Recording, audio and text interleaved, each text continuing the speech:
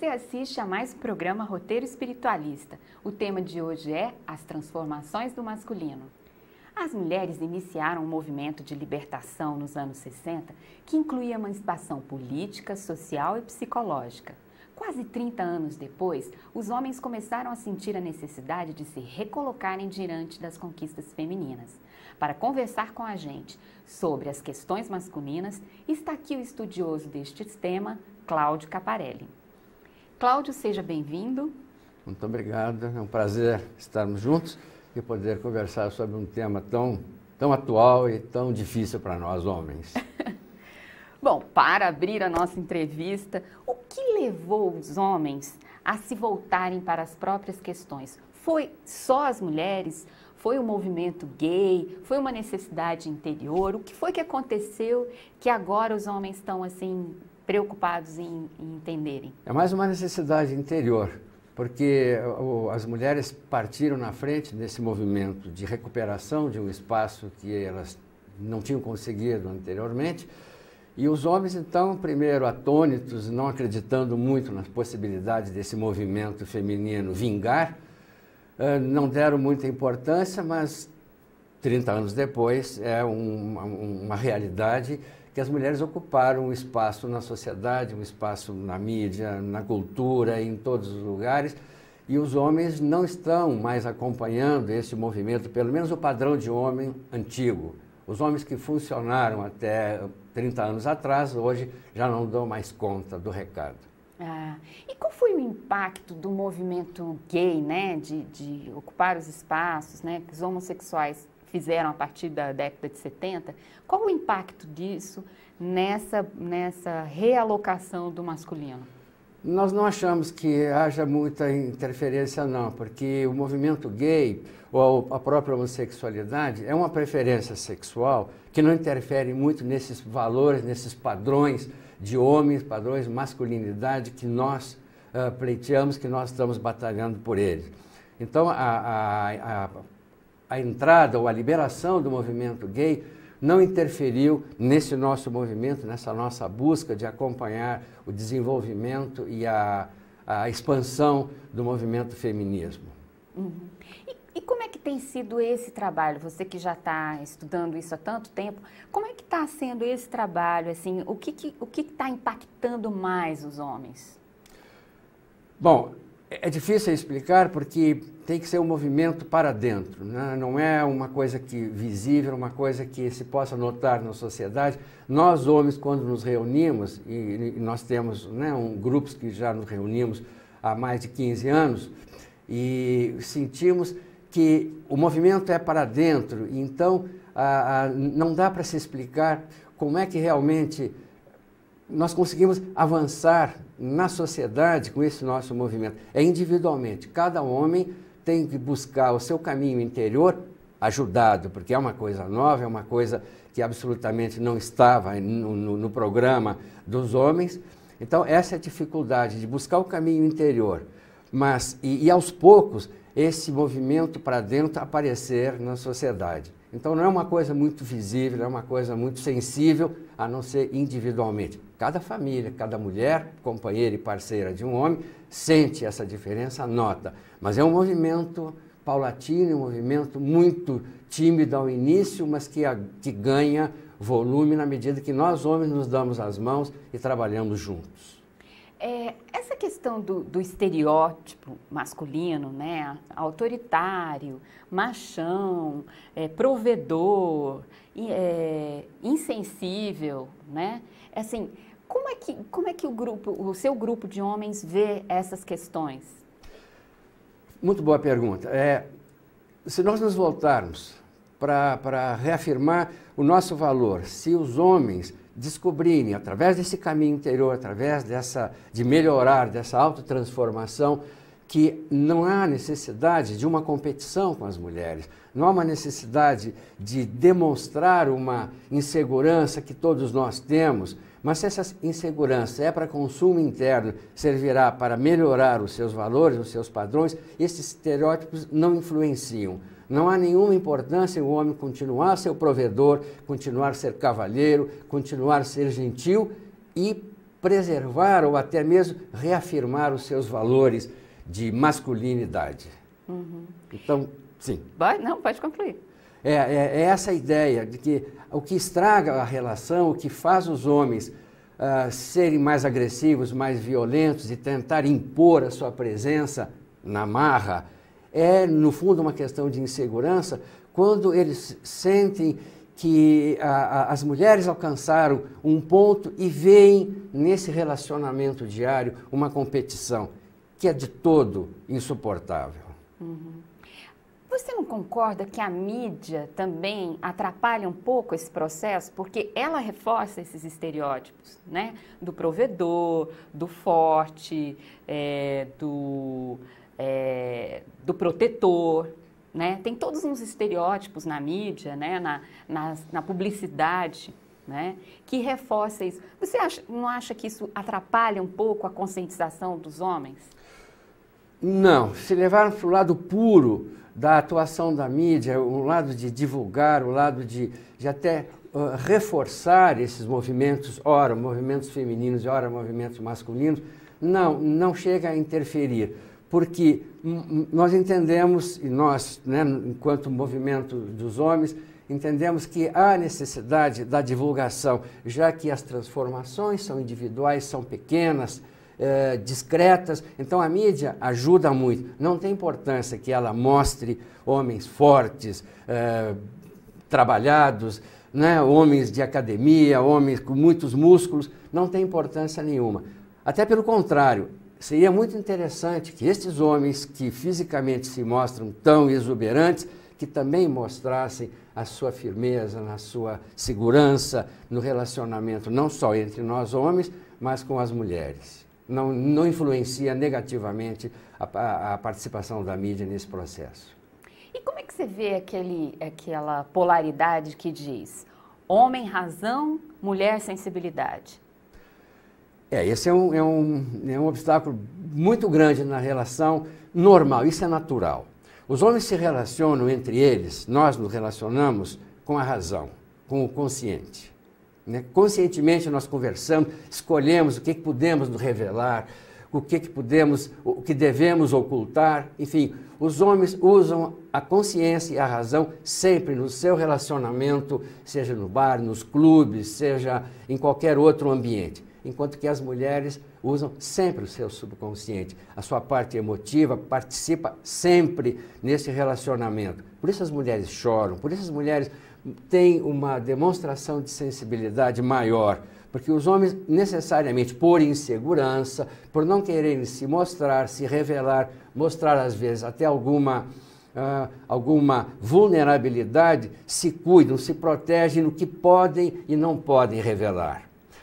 Nos nossos trabalhos de grupos de homens, em que mulher não entra exatamente por isso, para permitir que os homens possam se abrir completamente, inclusive nas suas emoções.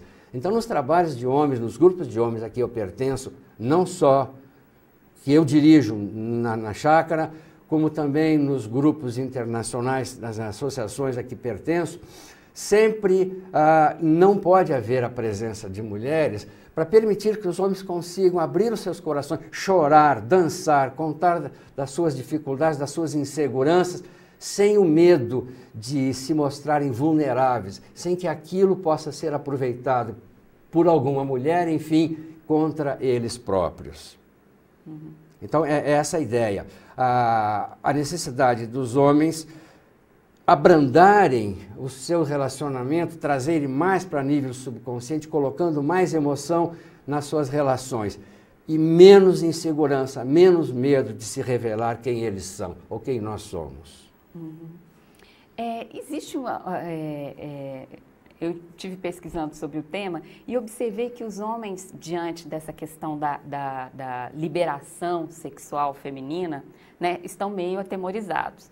Então, um trecho de um texto que eu li, um homem dizia assim, é muito complicado você ter que mostrar uma sexualidade ativa, né, que é uma característica do homem, quando na verdade a gente não está afim, ou o outro comentou, nossa, mas as mulheres estão muito avançadinhas, né, estão muito equilibradas, assim, como é que é esse processo de mudança da posição do homem que coordenava o ato sexual, era na hora que ele queria, do jeito que ele queria, e agora diante de uma mulher que tem gostos, necessidades, objetivos, né? Ah, e mais um item agregado. Tinha um outro texto em que ele falava assim, mas é muito trabalhoso essa história de ter que fornecer um orgasmo para as mulheres. Como é que é isso? É difícil. É complicado. É complicado pelo próprio peso da responsabilidade que a sociedade colocou em cima de nós, não só de ser o provedor, de ser o protetor, etc., mas também de mostrar uma virilidade que não necessariamente estará sempre presente nas atitudes do homem. Então, se nós crescemos, e eu sou de uma geração antes da guerra, numa geração que participou dessas grandes mudanças da insegurança do homem, por um lado, e por outro lado, foi esta bravura, esse lado guerreiro do homem que, enfim, bem ou mal, que mudou a face do homem ocidental, durante a Segunda Guerra, e o que veio logo após, e chegando nos anos 60. Então, nós fomos surpreendidos com essa liberalização das mulheres que tomaram a iniciativa. Os homens não estavam preparados para isso.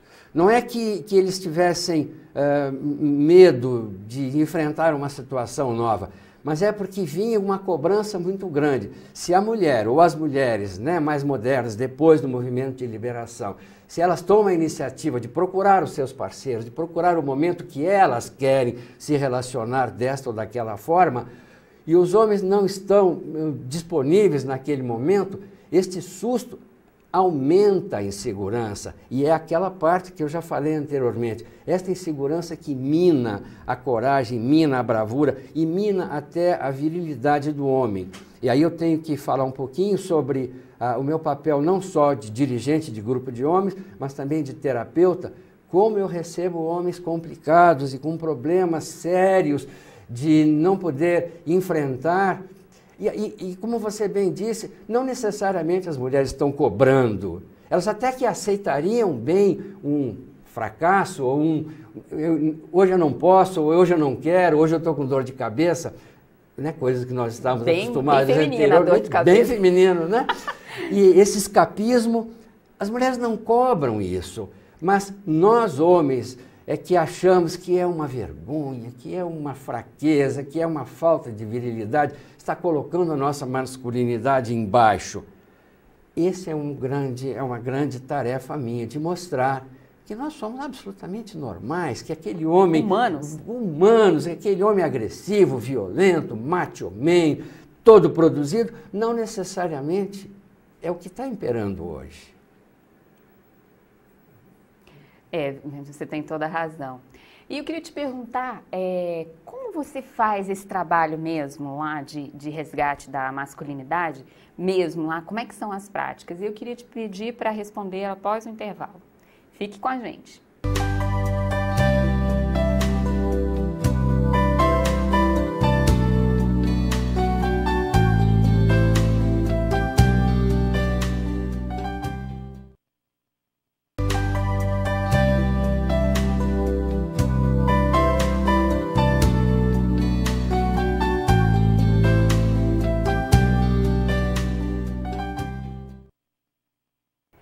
Você está assistindo a mais um Roteiro Espiritualista. O tema de hoje é as transformações do masculino. Nós estamos conversando com o estudioso do tema, Cláudio Caparelli.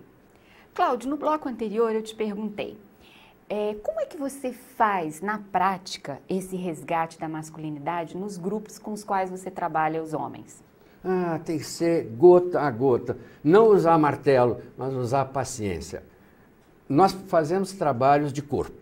Nós dançamos, nós cantamos. Só homens? Só homens. Nós fazemos trabalho físico muito puxado, fazemos saunas sagradas, usamos muitos recursos do xamanismo norte-americano, que nós somos ligados, temos muitas ligações. Eu fiz estágio e preparação com tribos de índios nos Estados Unidos. Então trago essas práticas que facilitam esse caminho interior. Através disso, os homens se sentem liberados e, surpresa, os homens são sensíveis. Os comuns, normais, Não precisa ser médio, não precisa ser sensitivos da paranormalidade, nada disso. Homens comuns, através de práticas, através de trabalhos de tambor, através de meditação, mentalização e, às vezes, até trabalhos mais pesados, mais duros. Eu levo os grupos de homens para o Alto Paraíso, onde nós fazemos trilhas e trilhas puxadas, pesadas.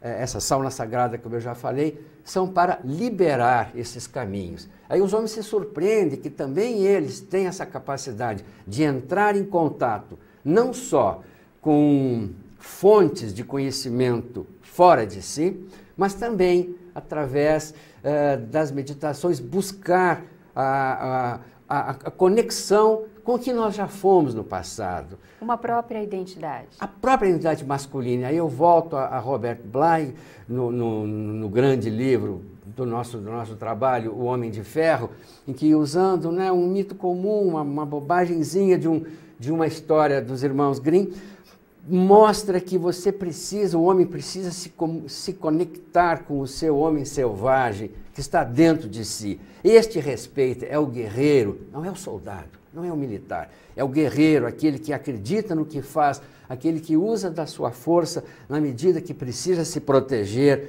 que não agride, que não ofende, que respeita a natureza, respeita as mulheres, respeita as crianças. Este homem está guardado dentro de nós, de todos nós. E nós nos esquecemos disso. Aí a mídia força muito a barra, a própria Revolução Industrial foi um grande passo, né, de colocar, enfim, de tirar do cenário social as mulheres, porque ficaram realmente exiladas em casa.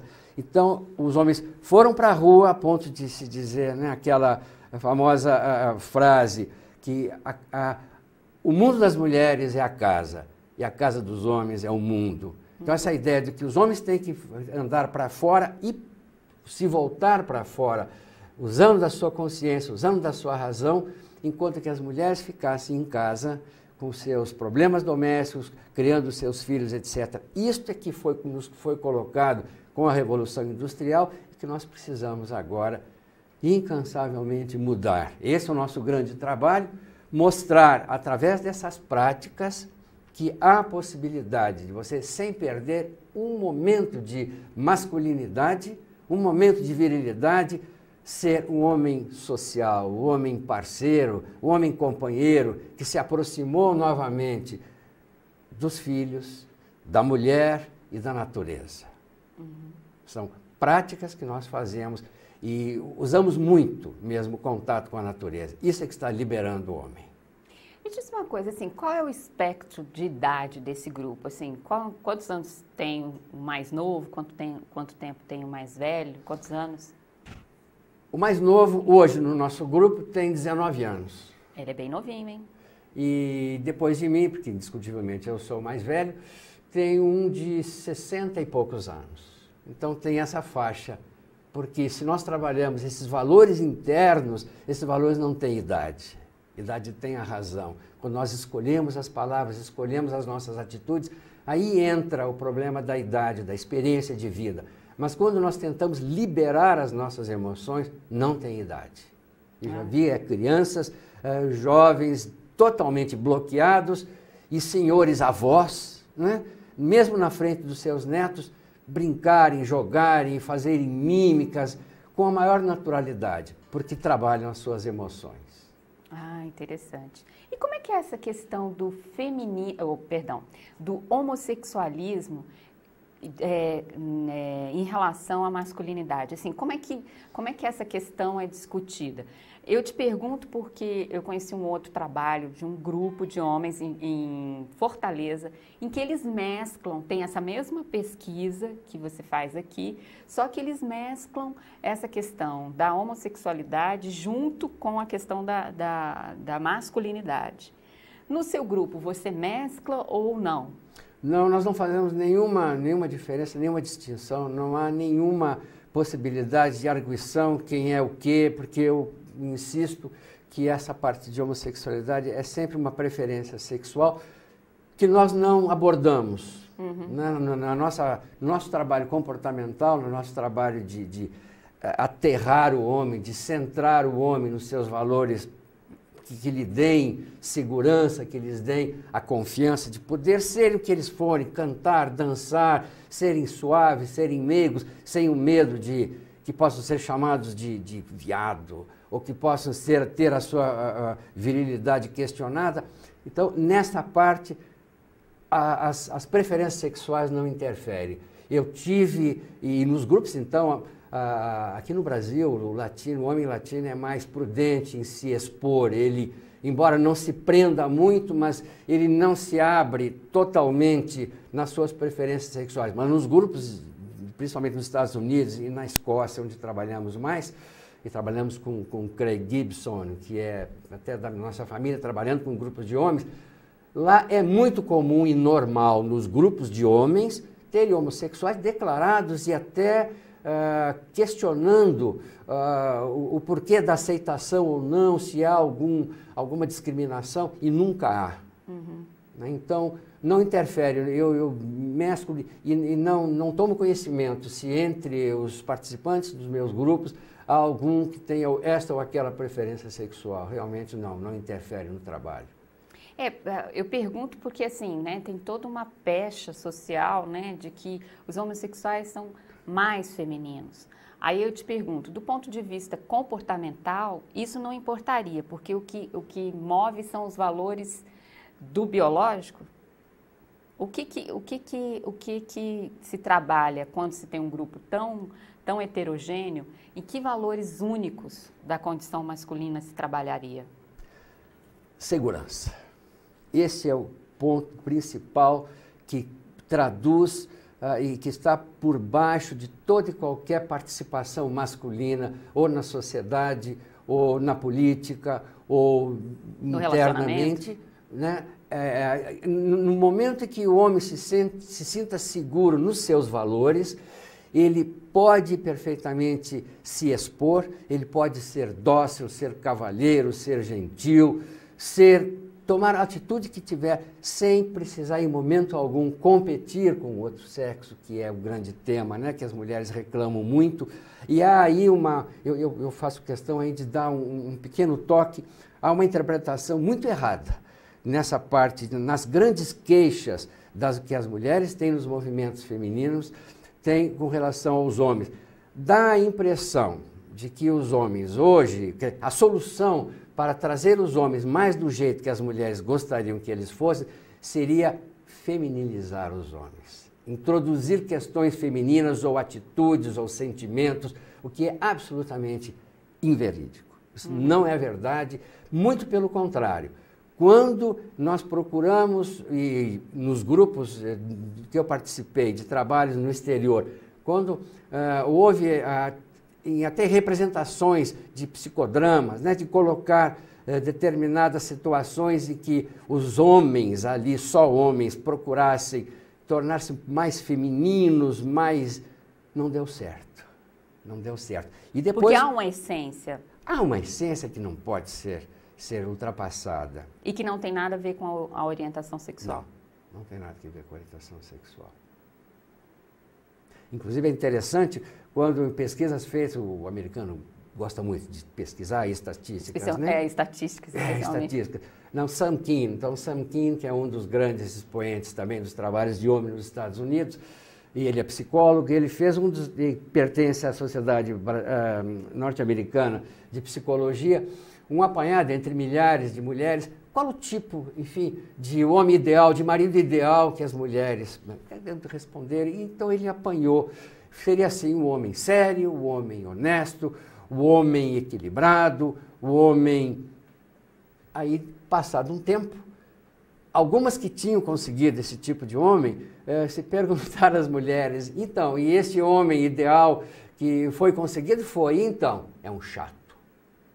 Então, o homem que atenda a essas necessidades de ser sério, comprometido, trabalhador, esse não serve muito não. Pode ser assim no começo, mas conviver com um homem que seja sério, não atende às necessidades das mulheres, então há que se liberar mesmo. Esse caminho interior tem que ser obtido de qualquer maneira, os homens se voltarem, conseguirem liberar as suas emoções.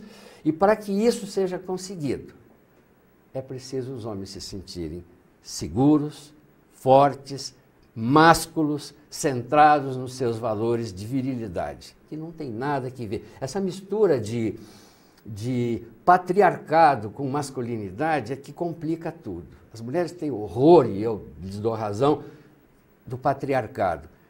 Mas não tem nada que ver, da dominação, não tem nada que ver com masculinidade. Interessante. Bom, nosso programa já está chegando ao fim. Nossa última pergunta, Cláudio. Uma pergunta biológica para você. Todos nós nascemos hormonalmente mulheres. Depois é que existe uma diferenciação no hormônio masculino. Isso não facilitaria um homem, esse componente biológico, não facilitaria o homem a entender a mulher? Porque o grande X da questão, né, apesar de ser um programa dedicado ao universo masculino, o grande X da questão é a falta de entendimento entre as mulheres e os homens, né? O grande X, né, o ruído. Aí nós fizemos toda a liberação e continuamos a não nos entendermos. Continuamos a não nos entendermos. Eu não acredito que haja alguma influência nesse aspecto de que todos fomos, né, femininos e depois nos transformamos uns homens e outros nem tanto, que isso tem alguma importância nessa parte comportamental. Por quê?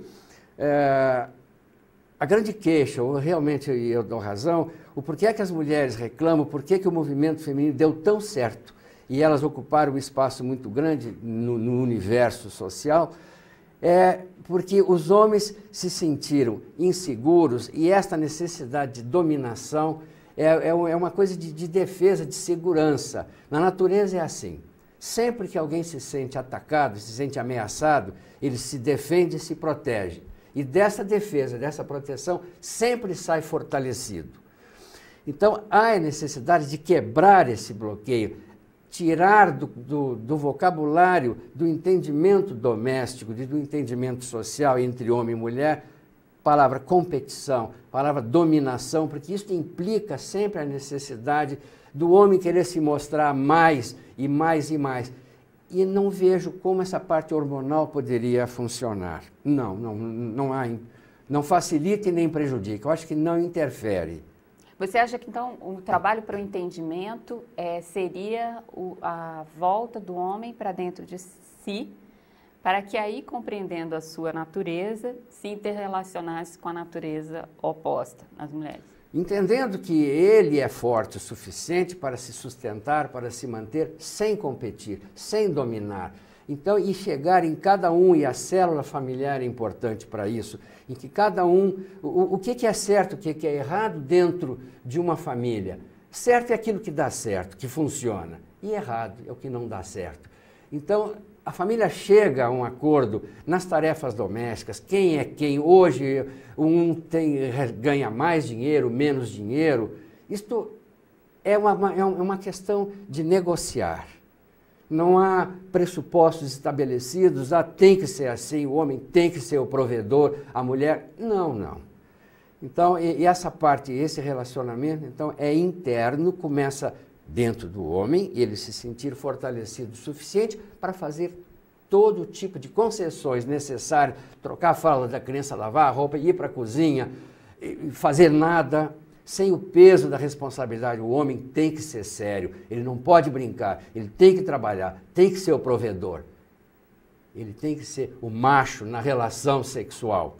Não necessariamente aquele não é o momento que ele queira. Então, os grandes problemas nascem da insegurança, do medo de fracassar, do medo de decepcionar. E são coisas que a sociedade empurrou em cima de nós, homens.